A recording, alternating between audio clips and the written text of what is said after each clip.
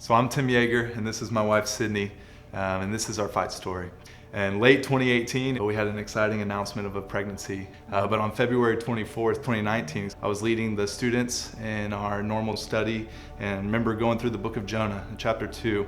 A volunteer came up to me and said, "Hey, your wife is in the restroom. I think it's an emergency. She needs you." And sure enough, my wife was in there crying, knowing that something was wrong and that her water potentially had broken.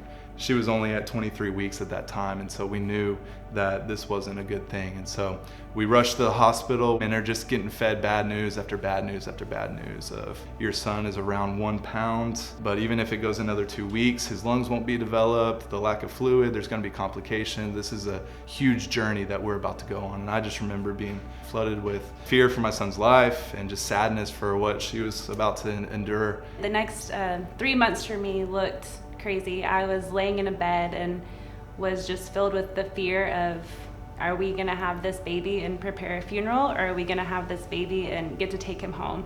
And so my doctors, since I had dilated a little bit and he was so small, she said, "You're just gonna lay in this bed."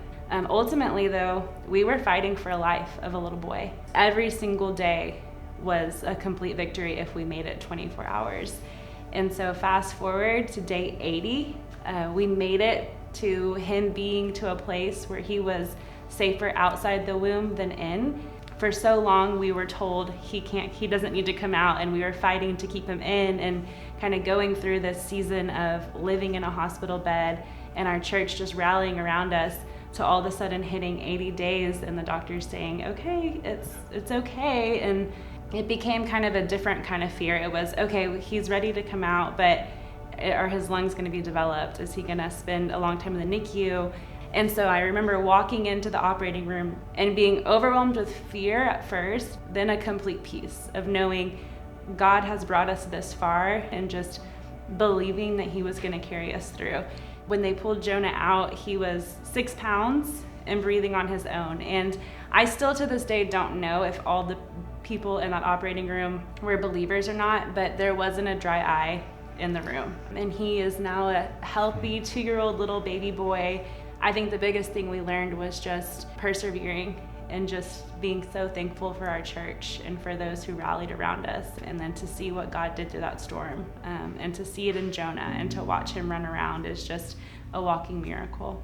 Yeah, I think one of the most comforting things that I experienced in that journey was one of our pastors at the church came into our room and said, "Hey, I had breakfast with a few men."